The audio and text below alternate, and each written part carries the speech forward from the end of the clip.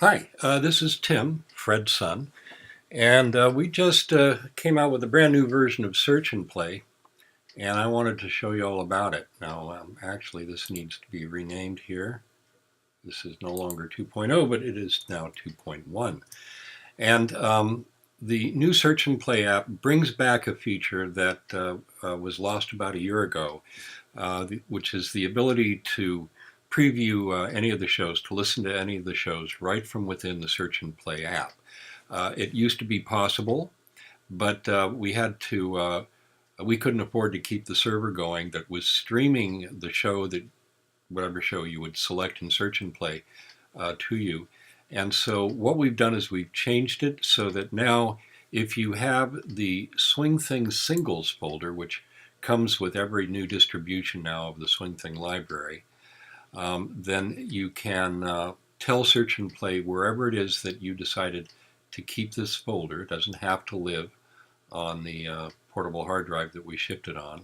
So you can move it somewhere else if you'd like. And then just as long as it's accessible from your computer that you have Search and Play installed on, you can tell it where that folder is, and then whenever you select a show that you think you might want to listen to or schedule for broadcast, and you want to preview it, you'll be able to do it directly from Search and Play. So I'm going to show you about that now. There are two methods for installing Search and Play. We found that some older Windows machines, even though they're running Windows 10, sometimes will have difficulty with the installer. We haven't figured out why that is.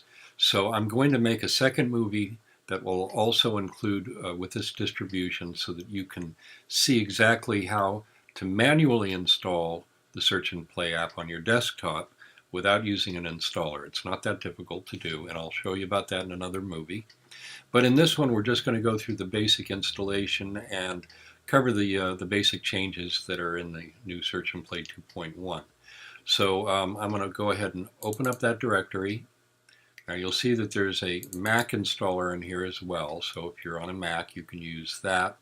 You just double click the DMG. It'll mount like a hard drive, like an external hard drive.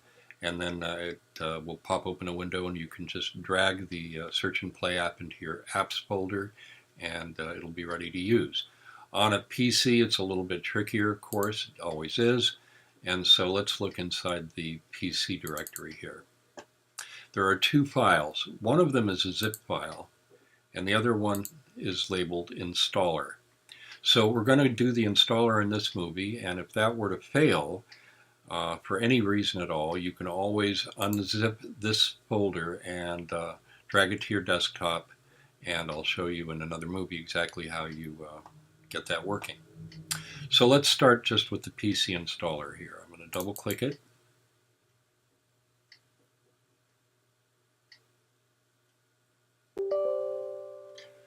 And it's an unknown publisher because it's just published by me. So you can trust me, I'm a good guy. Oh, they always say that, don't they? And then I'll go ahead and click yes. And it's going to insert Search and Play. It says 2.0, but it's actually 2.1. I'll just click next. Now it's going to install it into your app data folder. Now, not into your programs directory where you normally have programs. The reason for that is this is a FileMaker runtime, and if you don't know what that is, don't worry about it, but essentially what happens with this is that the program and all of its data are all living in the same place, in the same directory. So if it's in the program directory, you can't make any changes, like for example when you tell it where the Swing Thing singles folder is. You wouldn't be able to save those changes unless you took some extra steps, and we didn't want to make you have to work any harder than necessary, so instead we just decided to install it into the app data directory. So you can choose a different directory, just browse to wherever you want to put it, but just a word of warning, don't put it in your programs directory, but if you do, then what you'll have to do is you'll have to tell it to run in administrator mode. And if you don't know how to do that, you can look it up online. We're not going to cover that now because you don't need to do that when it's installed into app data. Desktop would work fine too. Documents would be another place if you want to put it there. So anyway, I'm going to go ahead and click Next, and we'll let it create the desktop icon and also a Start Menu folder. Click Next, and we'll just let it go ahead and launch Search and Play when it finishes. So I'll click Finish.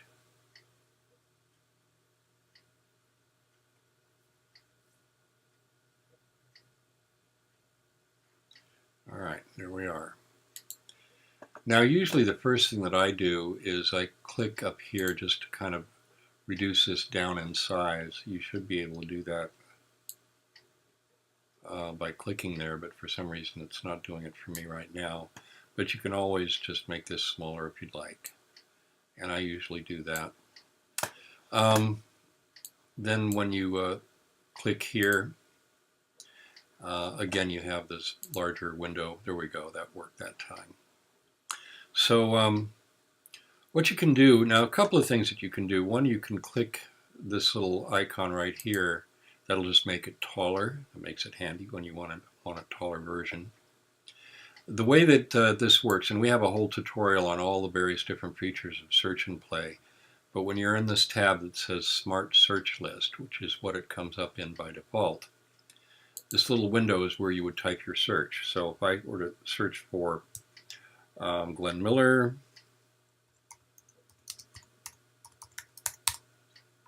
and I hit return, or you can also hit the do this search, and then you'll get a list here. Now I misspelled Glenn. I spelled it as G-L-E-N. Let's try it again. G-L-E-N-N. Miller. There we go. And you can see there's a lot of Glenn Miller. Now just very briefly, what you're seeing here is this column with the red numbers. This is telling you the number of times that something shows up in a given playlist.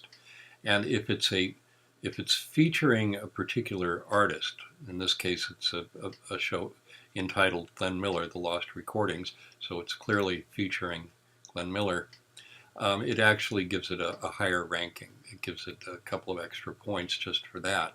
But these numbers will let you know just how frequently you can expect to see Miller in each one. So here you see it 3 times, and there you've got 3 in that column. When I click here, I see it 2 times, but this got a value of 2 because the show's actually about Glenn Miller, so it ranks it higher for you.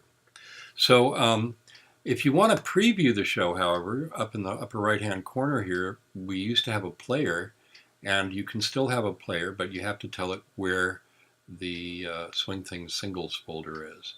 So the way I would do that is right over here, there's this black Help tab, and if you click on that, you can then go over here to Settings.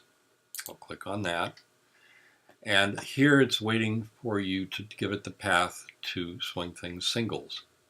You can do that by clicking this gear icon here on the right, and then navigate to wherever you put your Swing Things Singles folder. So in this case, I'm just going to use the one that's on the portable hard drive it shipped on.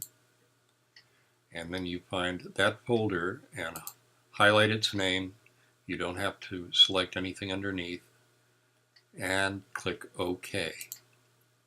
Now it knows where the Swing Things Singles folder is. So when we go back to shows and I click on any one of the shows, we now get a player. So this is Arranger's Corner Billy May.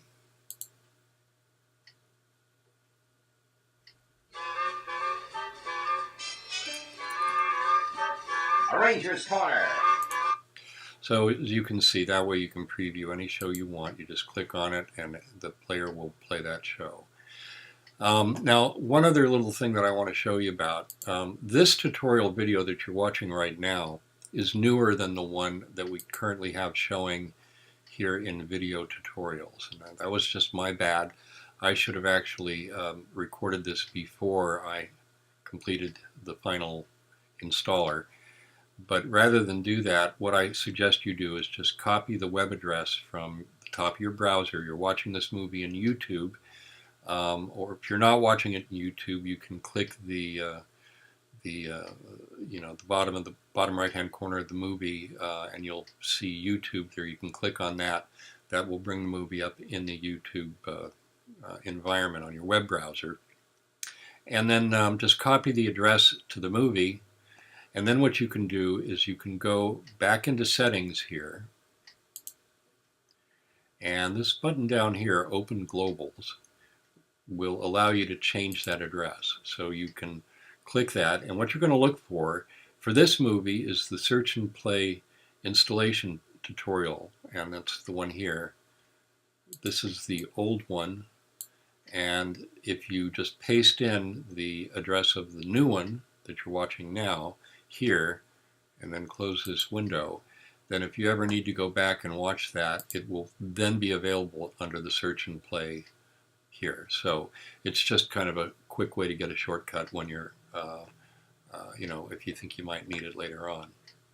One last thing that I'll mention is, given that this is a newer version, if you have an older version of Search and Play, you should see this backup button up here.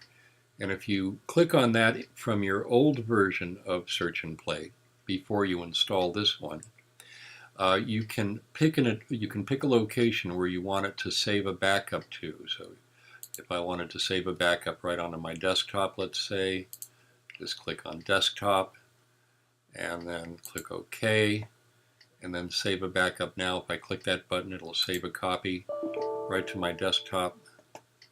If it gives an error message, it should still be able to put it there. Just like that, there it is over there, and it's just copying a few files over that it needed to copy into that. So you just wait for that to finish. And then when you are ready, you can just open up this newer version, this 2.1 version, click on Restore from Backup up here, and then tell it that you want to restore it.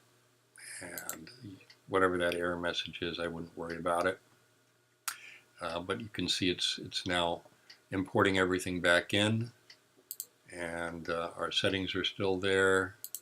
All of our shows are there, and that way, if you had been using Search and Play based on availability, where every time you play a show, you can set a number of days. Here it's set to 365 days before a show can go back into circulation. That's the whole purpose of this. It will remember all of those for you, so that it will be easy for you to continue on from where you left off the last time. This, by the way, allows you to view shows that are currently available, and if any shows had been previously scheduled, which none have at this point, they would be shown here. So you could put them back in circulation early if you need to. So that's basically how this works. Anyway, that's the essential things I wanted to tell you about. We do have another tutorial in the help section on using Search and Play. Just go to the video tutorials, and you can learn about how to use Search and Play just for broadcasters. The one here would help you learn all the little tricks about using Search and Play. And this one right here is a shorter video that will just cover the smart search right here that we're in right now. So in any case, that's it for the installation video. There is another video coming, and I'll put it up right after this one, on how you can install Search and Play if you have to do it manually.